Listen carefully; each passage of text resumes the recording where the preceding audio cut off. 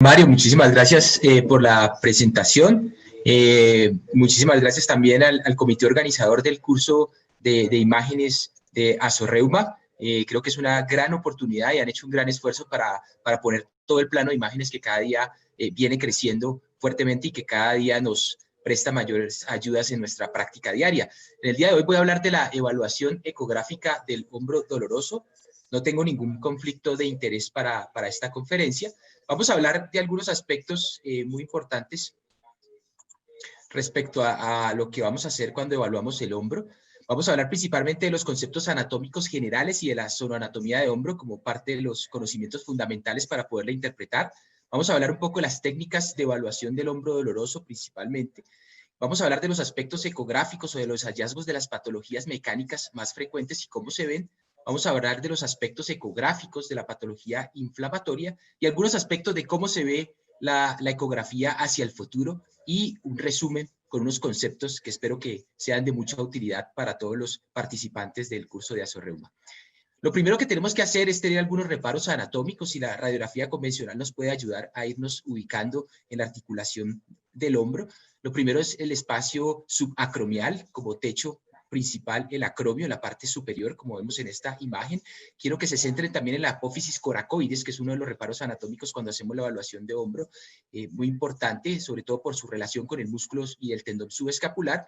El espacio subacromial, que es donde pasa el tendón supraespinoso, que es uno de los principalmente lesionados en el hombro, en el compromiso en el manguito rotador. El trocánter mayor, el trocánter menor y la corredera bicipital, que es parte muy importante de la evaluación. Es importante siempre familiarizarse con el trocánter mayor porque es el sitio de inserción del tendón supraespinoso y el trocánter menor, que es el sitio de inserción del tendón subescapular. Son aspectos ecográficos y reparos, aspectos anatómicos y reparos que vamos a utilizar para hacer las evaluaciones ecográficas.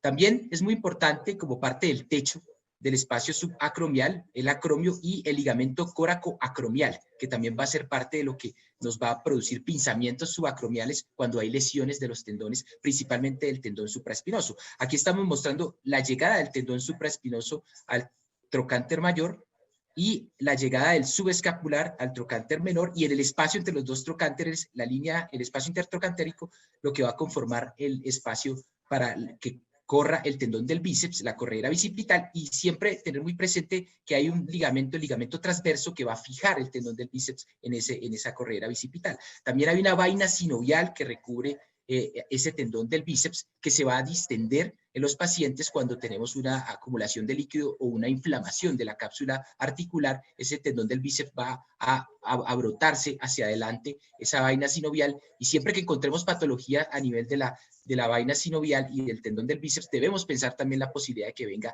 de la parte interior de la cápsula articular. Es muy importante familiarizarse con la bursa subacromio subdeltoidea que vemos en el lado izquierdo de la imagen, el deltoides que va a cubrir la bursa, el acromio en la parte superior y el ligamento coracoacromial que hacen parte del techo de ese espacio subacromial.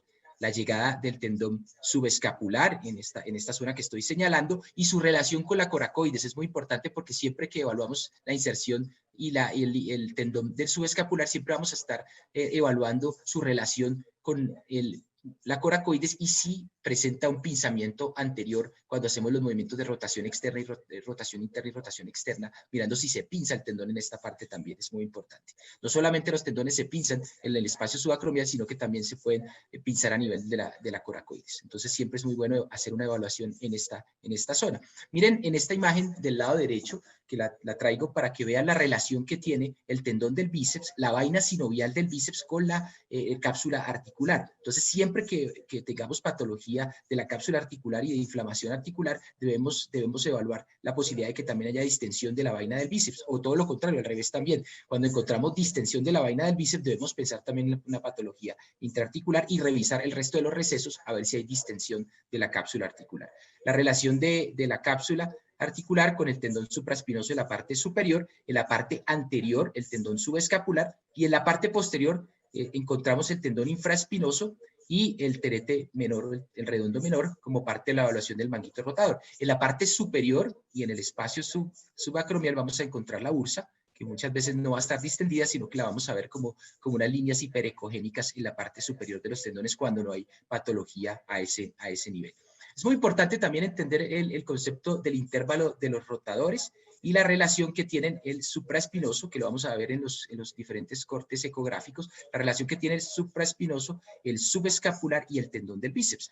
Podemos hacer cortes ecográficos que nos evalúen esta área anatómica de mucho interés, donde podemos evaluar patología directamente del supraespinoso, pero también podemos evaluar patología del tendón del bíceps y podemos entender algunas luxaciones del bíceps como parte de las patologías relacionadas con dos ligamentos muy importantes que se conocen hoy en día como el ancla o la polea del tendón del bíceps. El principal es el ligamento coracohumeral, el ligamento coracohumeral superior, que es el ligamento coracohumeral, que es el techo, que va a anclar el tendón del bíceps, y el ligamento glenumeral superior, que va a ser el piso que le va a dar la polea al tendón. Entonces, cuando tenemos patologías o rupturas de los ligamentos coracohumerales o del glenumeral superior, vamos a encontrar luxaciones del tendón del bíceps. Y este también es un sitio muy frecuente de evaluación de rupturas del tendón supraespinoso principalmente. Entonces, es muy importante familiarizarse con el intervalo de los rotadores. La parte anterior ya la hemos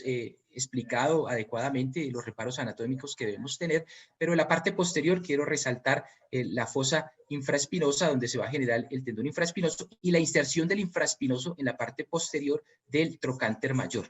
Es el sitio también de evaluación, y cuando encontramos irregularidades también del trocánter mayor, muy probablemente también pueda haber patología del infraespinoso. También en la parte posterior va a ser muy importante evaluar el receso posterior de la cápsula articular, y utilizamos maniobras ecográficas para evaluar si hay inflamación o distensión de la cápsula por la parte posterior. También es un sitio muy frecuente para hacer procedimientos ecográficos dirigidos, sobre todo si tenemos patología intracapsular. El abordaje va a ser más posterior, y cuando tenemos patología de los tendones, principalmente el supraespinoso o el subescapular, vamos a tener abordajes anteriores. Entonces, desde el punto de vista anatómico, nos podemos ubicar con la ecografía, y los procedimientos también que hagamos ecoguiados, pues van a depender de dónde esté realmente la patología, y es una de las grandes ventajas que tiene la evaluación ecográfica. Este es un resumen en general. En la parte izquierda vemos cómo llega en la parte superior el tendón supraespinoso por el espacio subacromial, en la parte anterior el tendón subescapular y su relación con la coracoides, el ligamento coracoacromial como parte del techo del espacio subacromial, y la parte inferior el tendón infraespinoso. En el lado derecho vemos básicamente lo mismo, la fosa supraespinosa, vamos a ver el tendón supraespinoso.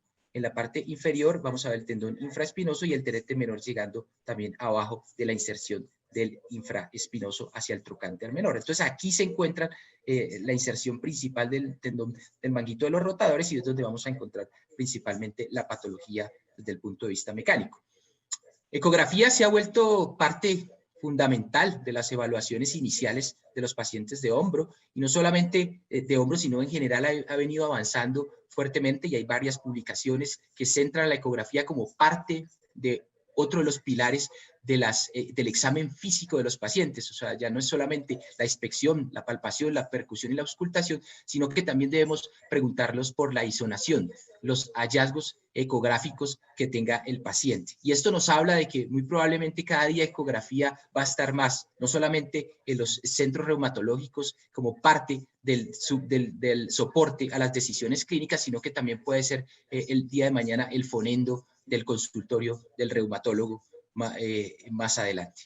Entonces vamos a hablar de cómo se evalúa el hombro, cuáles son los pasos iniciales que hacemos en las evaluaciones ecográficas, como para centrar un poco lo que hemos hablado desde el punto de vista anatómico. Vamos a pasarlo ya a conceptos sonoanatómicos. Vamos a ver el corte transversal de hombro. Vamos a ver aquí el tendón del bíceps entre el trocánter mayor y el trocánter menor. Aquí lo que vamos a evaluar es si hay distensión de esa vaina sinovial del bíceps, que previamente les había hablado de que se relaciona con la cápsula articular, y que cuando encontramos patología del bíceps debemos pensar también de la posibilidad de que sea parte de una distensión de la cápsula articular. Este mismo tendón en corte transversal lo vemos en el lado derecho, en esta imagen en corte longitudinal, y lo que permite evaluarlo mejor para poder también corroborar si encontramos distensión de la vaina del bíceps, vamos a corroborarlo en este corte longitudinal.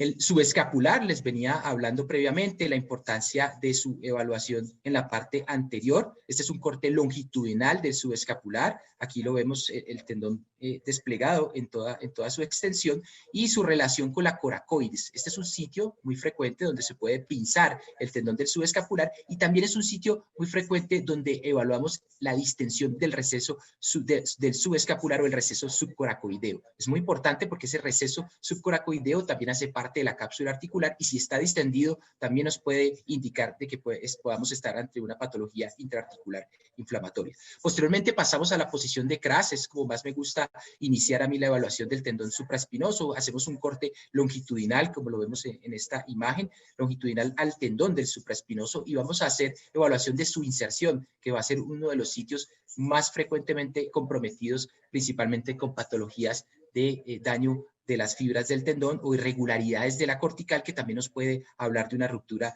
parcial del tendón supraespinoso. Entonces, este es el corte con el que generalmente yo inicio para hacer las evaluaciones del tendón supraespinoso, siempre recorrer en todo su ancho al tendón para poder identificar pequeñas rupturas que puedan estar causando el dolor y la patología del paciente. Posteriormente, lo que hago es que volteo la sonda a 90 grados y genero un corte transversal del tendón. Siempre debemos verificar lo que encontremos en el corte longitudinal, volvemos a evaluar en el corte transversal para poder localizar adecuadamente el problema del paciente.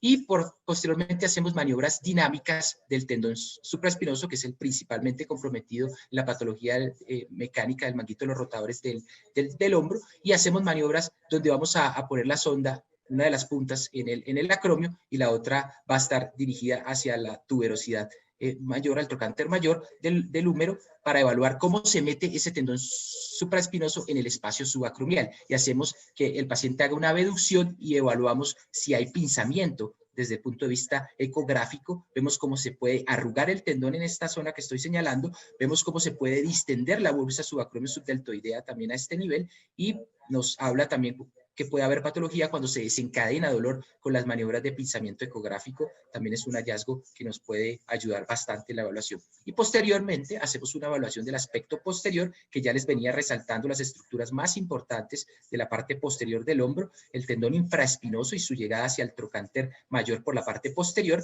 la articulación glenohumeral y principalmente el labrum, que puede ser asiento de patología por cristales. Vemos también el cartílago del húmero y podemos hacer maniobras dinámicas con rotación externa de la parte posterior para ver si hay una distensión del receso posterior, y esto nos puede confirmar una patología inflamatoria intraarticular, que ya vamos a ver que es muy importante, sobre todo para la evaluación inflamatoria de artritis reumatoide y de polimialgia reumática. La articulación acromioclavicular siempre la debemos evaluar, colocar la sonda al nivel de la unión de la clavícula con el acromio y evaluamos si hay distensión de la cápsula. Ayer el doctor Mario Díaz nos resaltó este aspecto relacionado con patología de cristales de calcio. Vemos si hay señales hiperecogénicas en su interior. Es muy importante bajar la ganancia lo que más podamos para poder resaltar esas señales hiperecogénicas dentro de la articulación, y nos puede hablar de patología de cristales de calcio o patología degenerativa de tipo osteoartrosis del acromio clavicular.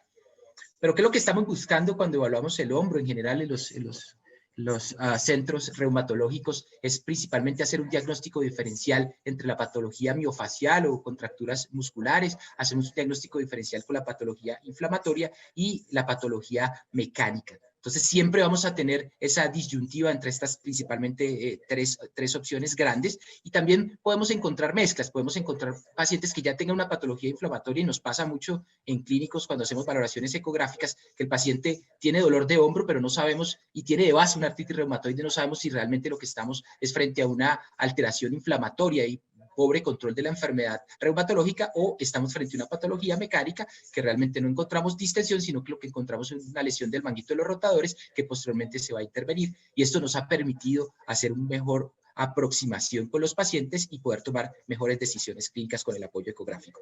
Desde el punto de vista de la patología mecánica, cuando hacemos el corte longitudinal del tendón supraespinoso, lo que vamos a evaluar es la presencia de rupturas. Inicialmente va a mostrar algunos ejemplos de rupturas parciales del tendón supraespinoso. Como vemos, este ejemplo es el tendón supraespinoso con una irregularidad de las fibras del tendón y con irregularidad también de la cortical. Vemos que no hay una continuidad, vemos una zona negra, una área anecogénica dentro del tendón. Esto es una ruptura parcial de la cara articular del tendón supraespinoso. Aquí en este gráfico del lado derecho vemos mejor resaltada las estructuras alteradas y aquí vemos la ruptura del tendón supraespinoso del área articular. Entonces, estas son rupturas parciales. Las rupturas parciales se pueden dividir en las que comprometen la superficie articular y las que comprometen la superficie bursal. Cuando ya hay una comunicación entre la superficie bursal y la superficie articular es cuando hablamos de rupturas totales. Este es un corte transversal para explicarles el compromiso, en este caso, de las fibras del tendón supraespinoso, pero del área bursal. Esto es una ruptura parcial del tendón supraespinoso. Vemos cómo hay una bursitis subacromio subdeltoidea en la parte superior. Aquí lo podemos ver mejor en esta gráfica. Vemos cómo hay una distensión de la bursa subacromio subdeltoidea que se mete dentro del tendón con líquido y es una ruptura parcial porque no compromete, no comunica totalmente el área bursal con el área articular. Entonces es una ruptura parcial del tendón y vemos cómo se mete el líquido de la bursa dentro de esta ruptura. Es una ruptura más avanzada ya del tendón supraespinoso con una bursitis subacromio subdeltoidea y con una ligero permanencia del tendón, una pequeña línea, casi que ya una ruptura total porque vemos que solamente queda una pequeña línea del tendón y que hay una comunicación entre la superficie articular, ya casi que una comunicación, una ruptura bastante avanzada del tendón supraespinoso con una bursitis subacromio subdeltoidea, como podemos evaluar en esta gráfica derecha.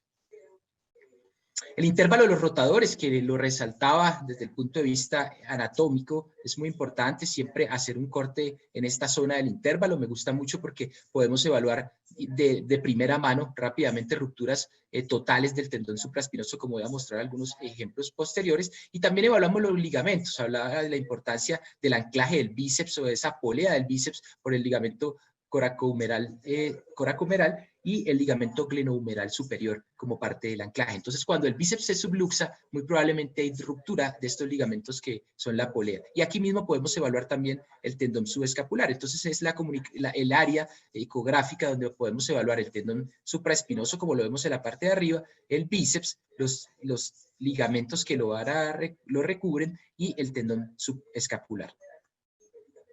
Aquí lo que vemos es una ruptura en el área del intervalo de los rotadores, un corte transversal del tendón supraespinoso, y vemos también cómo hay una comunicación. Esta es una ruptura total porque hay una comunicación entre el área articular y el área bursal. Vemos que ahí se interrumpe totalmente las fibras del tendón y encontramos un pequeño muñón en este lado. Vemos el bíceps en la parte a la izquierda, pegado del muñón que queda del tendón supraespinoso, y vemos la continuidad que hay dentro del área articular y del área bursal, y vemos el remanente del tendón supraespinoso en el aspecto derecho.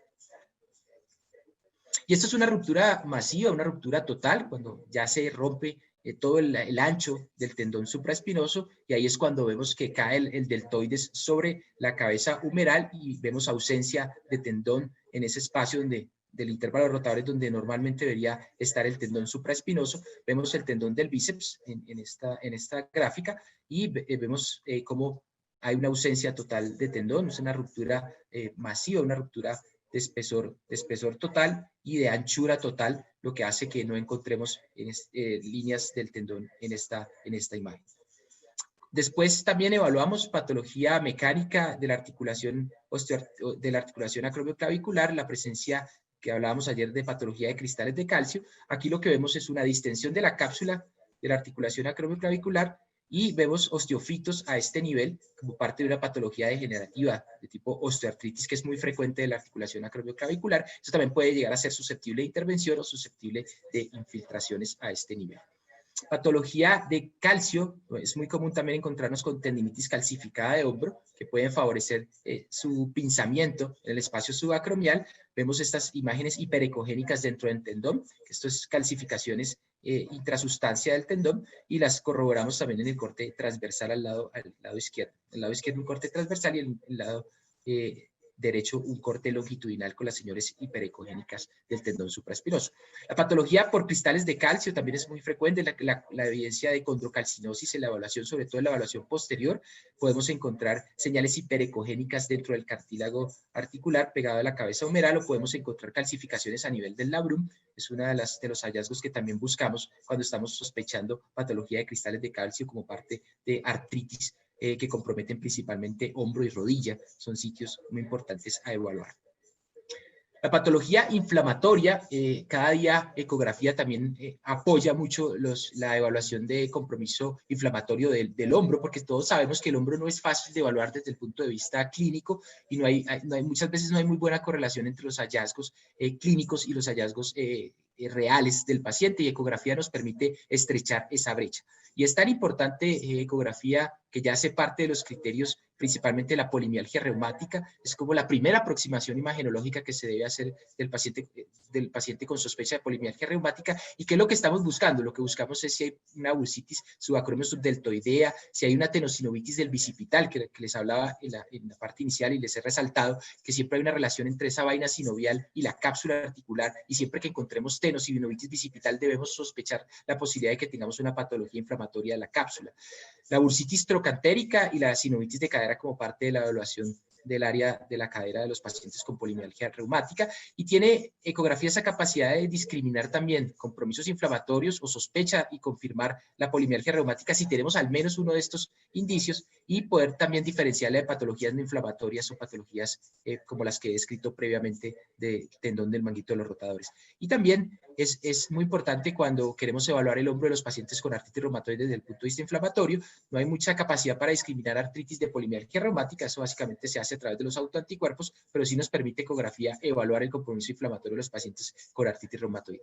Y es tan importante que ya se parte en polimialgia reumática de los criterios clasificatorios para hacer la evaluación de los pacientes con sospecha de polimialgia reumática, y al menos debemos encontrar alguna de estas alteraciones por lo menos en un lado. Si la encontramos en los dos lados, si encontramos una bursitis subacromial subdeltoidea bilateral, como vamos a mostrar en estas imágenes de pacientes con polimialgia reumática, si encontramos esta distensión de la bursa, que como vemos en el lado izquierdo por encima del tendón supraespinoso, esto nos pudiera apoyar o nos puede apoyar el diagnóstico de una polimialgia reumática, y si la encontramos de manera bilateral, pues con mayor razón, si tenemos una clínica compatible, pues esto también va a ser parte de los criterios que nos apoyen el diagnóstico de polimialgia reumática. Esta es una bursitis subacromial subdeltoidea al lado derecho, mucho más pequeña, en la parte superior del tendón supraespinoso y por encima del tendón deltoides que la recubre.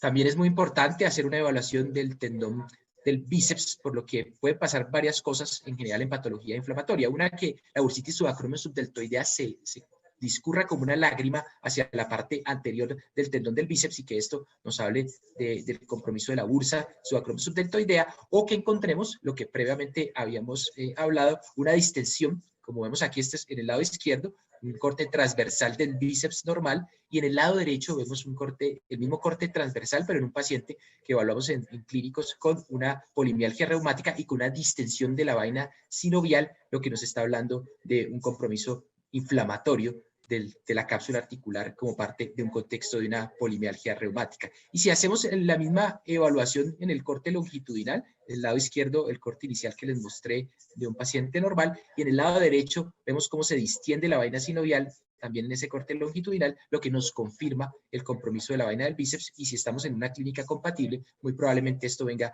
de la cápsula articular. Y es ahí cuando tenemos esa sospecha de que esto provenga provenga de la parte de la distensión de la cápsula articular, lo que debemos hacer es posteriormente evaluar la parte posterior inmediatamente evaluar la parte posterior y evaluar el receso posterior, hacer maniobras dinámicas, hacer una rotación externa del paciente y mirar si hay una distensión del receso posterior a nivel de la parte glenohumeral. Si encontramos que hay una distensión en la parte posterior, pues ahí está claramente descrito el compromiso de la parte articular, el compromiso o sinovitis de la cápsula articular, que se está viendo reflejado en la parte anterior como una tenosinovitis del bíceps. Y aquí también el receso subcoracoideo, que también es parte de los recesos que pueden llegar a tener una comunicación con la cápsula articular, lo que habla también de una patología inflamatoria cuando lo encontramos. Entonces podemos encontrarlo en el contexto de una patología inflamatoria y lo debemos evaluar muy pegado a la coracoides cuando hacemos los movimientos de rotación externa y estamos evaluando el tendón del subescapular, siempre evaluemos si hay distensión de ese receso subcoracoideo que nos está hablando de patología inflamatoria o de distensión de la cápsula articular. Y aquí encima vemos en esta imagen del lado izquierdo la bursitis subacromiosubdeltoidea, que puede estar presente tanto en la patología inflamatoria como en la patología mecánica, que muchas veces no necesariamente muchas veces no tiene comunicación con la cápsula articular, la bursa subacromiosubdeltoidea.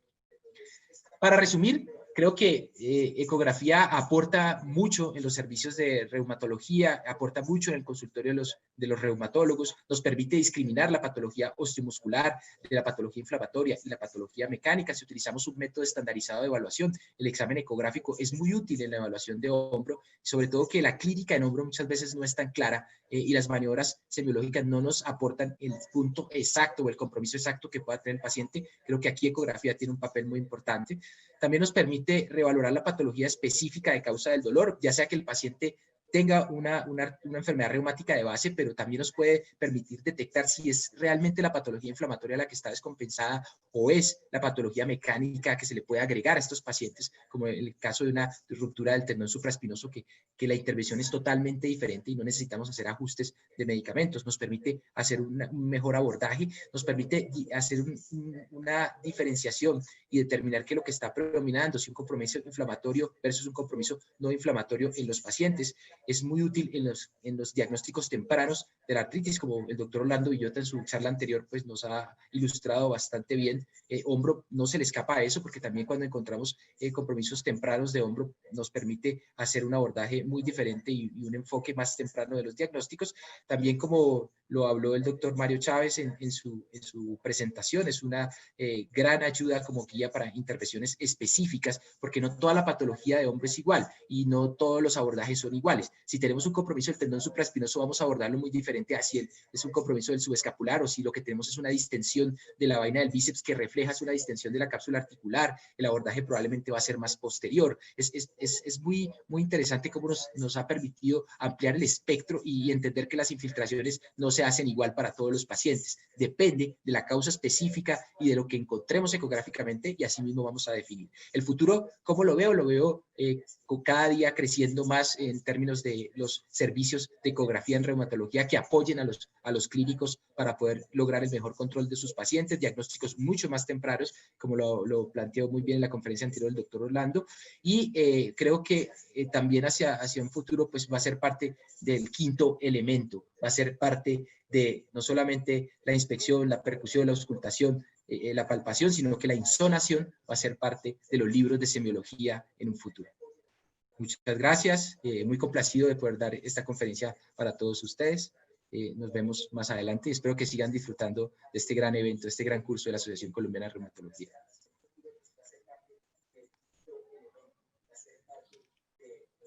Muchas gracias a usted, doctor Ochoa. Excelente conferencia, realmente muy valiosa la información que nos aporta. Ah, bueno, doctor Mario, muchas gracias. Muchas gracias a ustedes por la invitación. Y pues nada, aquí estamos para todo lo que se requiera ahí en este evento.